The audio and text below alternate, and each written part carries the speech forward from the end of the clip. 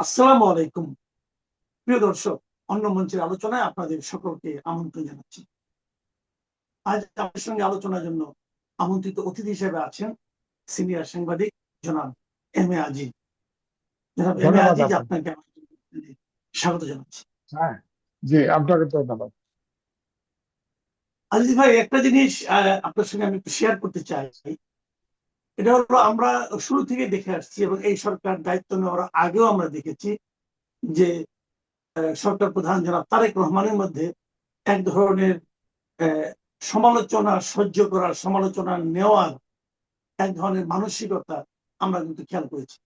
উনি ক্ষমতায় আসার আগেই, নির্বাচনের আগেই উনার নিজের একটা কার্টুনকে উনার পেজে শেয়ার করেছিলেন এবং উনি বলেছিলেন যে এই ধরনের কার্টুন আমরা আবার দেখতে চাই। তো এটা কিন্তু আমাদের মধ্যে এক ধরনের আশার সঞ্চার করেছিল।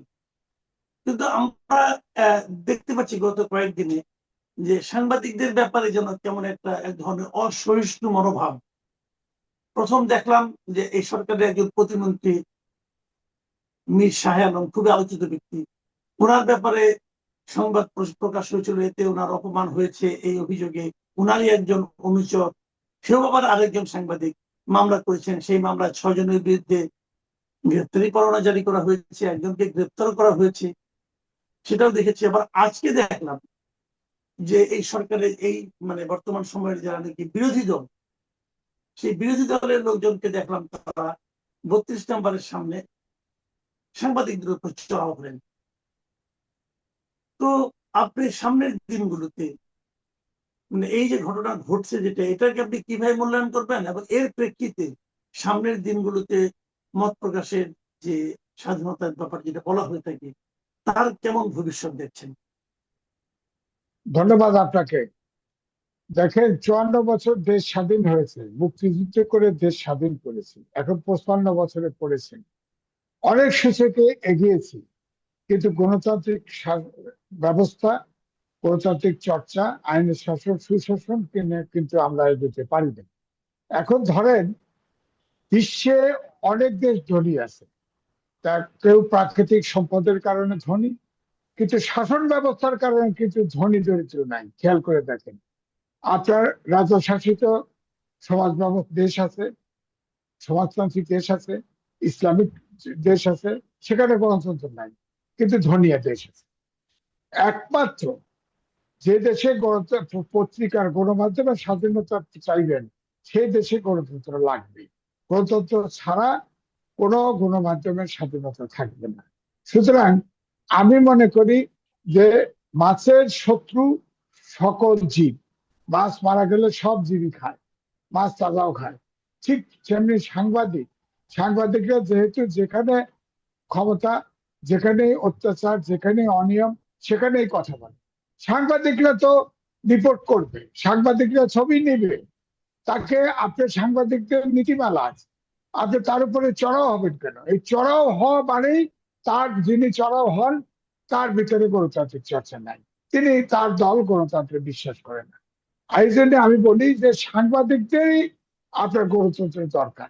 একমাত্র কমিউনিটি সাংবাদিকদের গণতন্ত্র দরকার, কারণ যে দেশে গণতন্ত্র নাই, সে দেশে গণমাধ্যমের স্বাধীনতা নাই। যে দেশে যতটুকু গণতন্ত্র, ততটুকু গণমাধ্যমের স্বাধীনতা। আর গণতন্ত্র না থাকলে সাংবাদিকদের জীবন যাপনেরও নিরাপত্তা নাই, চাকরির নিরাপত্তা নাই, গণমাধ্যমের স্বাধীনতা নেই। এখন আপনি দেখেন যে দেশ স্বাধীন হয়েছে, আপনি যদি শুরু থেকে দেখেন, কখনো গণমাধ্যমের কিন্তু এদেশে গণমাধ্যমের সাংবাদিকরা স্বাধীনভাবে কাজ করতে পারে নাই। এখন সাংবাদিকদের আপনার যে সরকারি ক্ষমতা আছে, তারা অনুগত সাংবাদিক চায়। আবার সাংবাদিকরাও নিজেরাও গায়ে পড়ে অনুগত হতে চায়। কিন্তু যখন তারা অ্যাসাইনমেন্টে যায়, যারা তখন সংবাদ সংগ্রহ করতে চায় বা সংবাদ পরিবেশন, কিন্তু তাদের ক্ষমা হয়নি। কারণ কোন রাজনৈতিক দল সমালোচনা সহ্য করতে পারে না। তারা যেটা চায়, শক্তি প্রয়োগ করে, বিশেষ করে ইউনিট সরকারের সময়ের পরে শক্তি প্রয়োগটা হয়ে গেছে এখন মুখ্য। যে কোনো ইস্যুতে রাজনৈতিক দল, যুবক, তরুণ, সমাজের যে কেউ শক্তি প্রয়োগ করার চেষ্টা করে। সুতরাং সাংবাদিক কিন্তু, যেহেতু দেশে গণতান্ত্রিক চর্চা নাই, আইনের শাসনও এখন নাই, সুশাসন নাই, সুতরাং সাংবাদিকরা এরকম মার খাবে, এটা আমি ধরেই নেই, সাংবাদিক হিসেবেই মনে করি। অর্থাৎ এই দেশের দুর্ভাগ্য, দেশ চালাবে রাজনীতিবিদরা, রাজনীতিবিদরা এই দেশের জাতি গঠন করতে কখনোই চেষ্টা করে নাই। অনেক সুযোগ গিয়েছে, কিন্তু জাতিকে দেখেন ইংরেজি বাংলা মিলে আপনার 12 প্রকার শিক্ষা ব্যবস্থা আছে, এবং সব ব্যবস্থায় আপনার মাস্টার ডিগ্রি দেওয়া হয়, যার ফলে কোন জাতীয় ইস্যুতে সবাই মাস্টার ডিগ্রি পাওয়ার পরে যার যার পড়া চিন্তা স্থির থাকে, জাতীয় ইস্যুতেও আমরা একমত হতে পারি না। এই হলো অবস্থা। আপনি ধরেন তো এই দেশে আপনার আলিয়া মাদ্রাসা প্রায় 1000-এর মতো, আপনার 10,000-এর মতো, আর কওমি মাদ্রাসা 20,000-এর মতো, পাবলিক বিশ্ববিদ্যালয় আছে 56টা, প্রাইভেট ইউনিভার্সিটি আছে আপনার প্রায় 10-12টা, জাতীয় বিশ্ববিদ্যালয়, উন্মুক্ত বিশ্ববিদ্যালয়, এগুলোতে যার সার্টিফিকেট বিতরণ করা হয়। বিজ্ঞানের যুগে এই শিক্ষা ব্যবস্থা কিন্তু প্রয়োজন নেই। আপনার আগামী প্রবাসী আয় আমাদের দেশের একটা বড় শক্তি। প্রবাসী আয় করোনা কালে বাঁচিয়েছে, একজন ইউনিসি সরকারের সময়ও প্রবাসী আয় বাঁচিয়েছে, এখনো বাঁচায়। কিন্তু এই প্রবাসে তো আর 10 বছর পরে প্রবাসের লোক যাবে না, কারণ এখন প্রযুক্তির পিছনের লোক দরকার। সেই শিক্ষার ব্যাপারে ইউনিট কোনো সরকার সংস্কার করে নাই, এবং শিক্ষা ব্যবস্থার ব্যাপারে উদাসীন।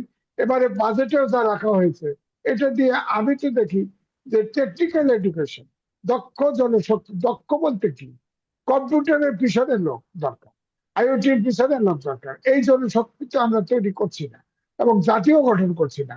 যেটা আমার বিবেচনায়, আমার চোখে যেটা সবচেয়ে গুরুত্বপূর্ণ, একটা জাতি গঠন এবং আপনার শিক্ষা, এই দুটো জিনিস ছাড়া এখন আধুনিক বিশ্বে, বিজ্ঞানের বিশ্বে টিকে থাকা সম্ভব না। আপনি দেখেন আচ্ছা, চাঁদাবাজি চলছে, দুর্নীতি চলছে, একটা কথা আবার বলেন, এই যে আপনি বললেন, এই যে আপনি বললেন যে জাতি গঠন করতে হবে, জাতিকে ঐক্যবদ্ধ করতে হবে, আপনি কিভাবে করবেন? আমি আমার যে সমস্যাটা মনে হচ্ছে, যেমন দেখলাম আমাদের স্বরাষ্ট্রমন্ত্রী বললেন যে আওয়ামী লীগ নামে কোনো রাজনৈতিক দলই নাই দেশে। মানে উনি সরাসরি ভাবে আওয়ামী লীগের অস্তিত্বটাকে অস্বীকার করছেন। তো আমার প্রশ্ন হলো দুটো, আমি এখানে দুটো প্রশ্ন এই প্রশ্নে করতে চাই ওনার কথা প্রেক্ষিতে। প্রথমত কথা হলো, যদি আওয়ামী লীগকে উনি অস্বীকার করতে চান, যে যাদের বিপুল সংখ্যক লোক সারা দেশে আওয়ামী লীগ করে বলে আমি অন্তত মনে করতাম, সেদিকে আমি ভুল মনে করতাম, নাকি উনি এদেরকে ইগনোর করছেন, অস্বীকার করছেন দেশের নাগরিক হিসেবে? না, এটা হচ্ছে দ্বিচারিতা। উনি বলছেন আওয়ামী লীগ নাই, আওয়ামী লীগের অস্তিত্ব নাই, তাহলে 3টে জায়গায় সেনা মোতায়েন করলেন কেন? সারা বিশ্বে এখন খবর যাবে যে আমাদের দেশ সন্ত্রাসী দেশ, আমাদের দেশে আইন শৃঙ্খলা পরিস্থিতির অবনতি ঘটছে, এই জন্য সেনা মোতায়েন করা হয়েছে। তো এটা তো মিলল না। এখন একটা দল কখন হয়? যার সমর্থক থাকে, যার সমর্থক। এখন বিএনপি এবং আওয়ামী লীগের প্রত্যেকটা পরিবারে অবশ্য সমর্থক আছে, নাই বললে তো হবে না, আছে তো। তারা হয়তো সুপ্ত আছে, গুপ্ত আছে। আপনি খেয়াল করে দেখেন, আওয়ামী লীগের যখন শেখ হাসিনা ক্ষমতায়, যখন গুম খুব হত্যা করে, অনাচার করে, জেলখানায় পড়ে, আপনি জামাত এবং বিশেষ করে বিএনপি অনেকে নিষ্ক্রিয় হয়েছে, কিন্তু একজন সমর্থক কিন্তু দল বদল করেন। ঠিক আওয়ামী লীগের যারা ছিল, এখন নির্যাতনের ভয়ে, যেহেতু আওয়ামী লীগের অ্যাক্টিভিটিস নিষিদ্ধ করা আছে, ইউনিট সরকার করেছে, ওটাকে বহাল রেখে সন্ত্রাস বিরোধী আইন করেছে এই সংসদ। সুতরাং তারা হয়তো সুযোগ পাইলেই আপনার, তারা তো আবার ডক্টর জাহিদ তথ্য মন্ত্রণালয়ের উপদেষ্টা, তিনি তো বলেছেন যে নির্দোষ আওয়ামী লীগ সমর্থন করলেও যেহেতু প্রতীকী ইলেকশন হবে না, তারা ইলেকশন করতে পারবে। সুতরাং এটা তো এক ধরনের আওয়ামী লীগকে মাঠে নামার সুযোগ করে দেওয়া, অর্থাৎ উস্কানি দেওয়া আমি বলবো। তারা মাঠে নামছে, ইলেকশন সামনে, তারা যদি ইলেকশন করতে পারে করবে। আবার শুনতে পেলাম বলছে যে বিচারে, আবার ডাক্তার জাহিদ লাস্ট বলছে যে বিচার আছে, বিচারে যদি কোর্ট যদি বলে, কোর্টের ঘরে কেন বন্দুক রাখবে? রাজনীতিকে রাজনীতিতে মোকাবেলা করবে। ইউনূস সাহেব যদি 6 মাসের ভিতরে নির্বাচন দিত, তাহলে হয়তো নেপালের মতোই রেজাল্ট হতো, তরুণরাই ক্ষমতায় আসতো। কিন্তু তরুণদেরকে ব্যবহার করেছে, তরুণদেরকে মব সন্ত্রাস হিসেবে বিভিন্ন জায়গায় পাঠিয়ে দখল দখল করে এই তরুণ শ্রেণীকে ধ্বংস করে দিচ্ছে সে। হ্যাঁ, তার কারণে সে ক্ষমতা ছাড়তে চায় নাই। এই যে ক্ষমতা ছাড়তে চায় নাই, এতে করেই কিন্তু সমস্যা তৈরি হয়েছে। এখন আওয়ামী লীগ সেই সময় যারা সুপ্ত ছিল, গুপ্ত ছিল, তারা আপনার এখন মাঠে নামার চেষ্টা করতেছে। তারা ঝটিকা সফর করতেছে, ঝটিকা মিছিল করতেছে, হয়তো 5 মিনিট 10 মিনিটের জন্য করছে। সেজন্য তো পুলিশ আছে, সেজন্য রাজনৈতিক দল, বিএনপি সরকারি দল, বড় দল আছে। তারা তো আমি দেখলাম টেলিভিশনে মাঠে প্রত্যেকটা জায়গায় মাঠে নেমে আছে দল। তো সেখানে সেনা মোতায়েন করার মেসেজটা দিল কি? সারা বিশ্বে খবর যাবে, সারা বিশ্ব বলবে আমাদের দেশে আইন শৃঙ্খলা পরিস্থিতির অবনতি ঘটেছে, সরকার সন্ত্রাস দমন করতে পারছে না, অর্থাৎ রাজনীতি, আমাদের দেশে রাজনীতি বিকলাঙ্গ হয়ে গেছে। এখন সেনাবাহিনী নামানো হয়েছে 9 দিনের জন্য। তো এটা তো সারা বিশ্বের মেসেজ তো ভালো যাবে না, এটাই আমার। আমি আলোচনা শেষ করব, আমি একটা শেষ প্রশ্ন করতে যাচ্ছি, আপনি যদি সম্ভব হয় সংক্ষেপে উত্তর দিতে পারেন। এটা হলো আমাদের প্রধানমন্ত্রীর প্রথম আমরা বিদেশ সফর দেখলাম, উনি মালয়েশিয়া গেলেন, মালয়েশিয়া থেকে চীন গেলেন। তো অনেকেই ভেবেছিল যে এতে ভারতের সঙ্গে আমাদের সম্পর্কের জন্য কোনো বিশেষ বার্তা এখান থেকে আসবে কিনা। না, দেখেন, আমার মনে হয় তারেক রহমান তিনি তার এটা বুদ্ধিমত্তার পরিচয় দিয়েছেন। তিনি চীনের সাথে, এখন যুক্তরাষ্ট্রের সাথে আমরা বাণিজ্য চুক্তি করেছি, চীনের কাছে আগে যাওয়া, বা ভারতও চেয়েছে ভারতের কাছে আগে যাওয়া, এই কারণে থার্ড কান্ট্রি, ফোর্থ কান্ট্রি মালয়েশিয়াতে যায়। এবং মালয়েশিয়াতে যেসব আপনার ইতিমধ্যে যে সমঝোতা চুক্তি স্বাক্ষর হয়েছে, সেটা তো আমাদের দেশের জন্য, আমাদের ওখানে আপনার প্রবাসীরা যায়, সেখানে সেকেন্ড হোম আছে, সেখানে এখন ভারত আপনার ভিসা, চিকিৎসা নিতে যাওয়া, শিক্ষা নিতে যাওয়া, এসব ভিসা বন্ধ করে রেখেছিল। সেটা তো দি হিন্দু পত্রিকায় লিখেছে, সবই তো বন্ধ আছে। এখন অন্তর্বর্তীকালীন সরকারের সময় যা বন্ধ করা হয়েছিল এখনো বন্ধ আছে। তো ভারতের সাথে সম্পর্ক টানাপোড়েন যাচ্ছে, তো যাচ্ছে। তারপরে পুশিন চলছে, এটা একটা ভয়ঙ্কর ব্যাপার। এখন ভারতের সাথে বাংলাদেশের প্রোটোকল স্বাক্ষর করা আছে, তারপরে জাতিসংঘের মানবাধিকার সনদের অনুস্বাক্ষরকারী, সেখানে তো আইন আছে। অনুপ্রবেশকারী যদি হয়ও, তারও আইনি প্রক্রিয়া আছে, সেই প্রক্রিয়ায় তারা করুক, তা তো করে না। এখন ধরেন শুভেন্দু অধিকারী, তিনি, তার মা আপনার বরিশালের নাগরিক, সে তো গেছে আপনার 1950 সালের ব্রিটিশ আইনে বাংলাভাষী মুসলমানদের আপনার ইয়ে করে অনুপ্রবেশকারী মনে করা হচ্ছে।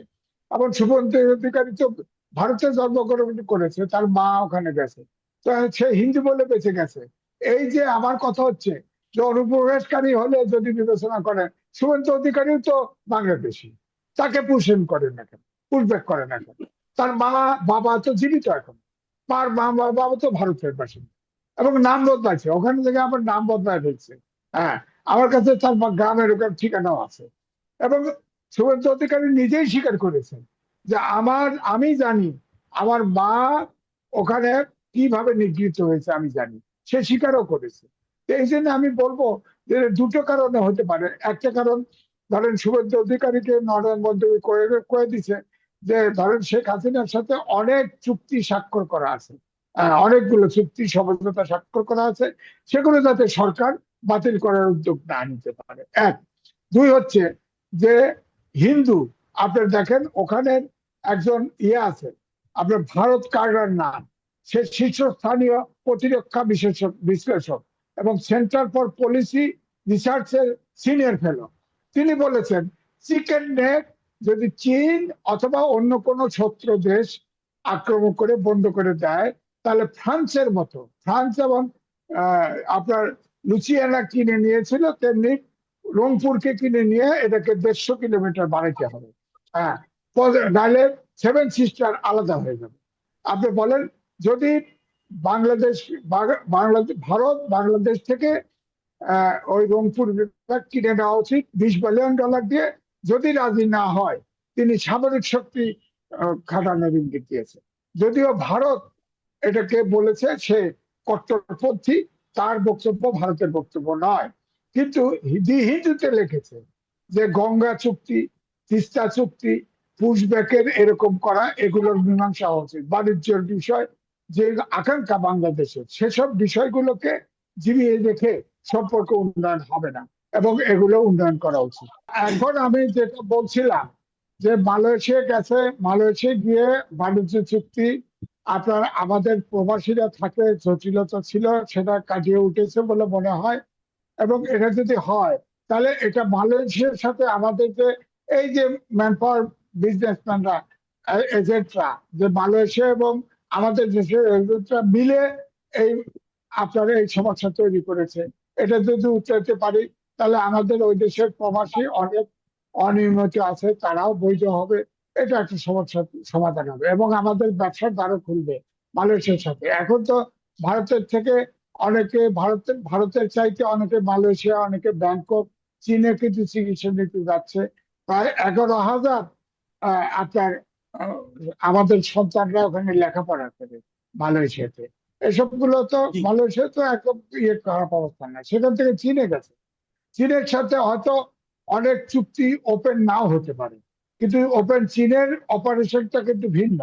ধরেন চীনে আমাদের তিস্তা পদ্মা ব্যারেজ নিরসন হচ্ছে, আমরা তিস্তা ব্যারেজে চাই, তিস্তা ব্যারেজে চীন সহযোগিতা করতে চেয়েছে।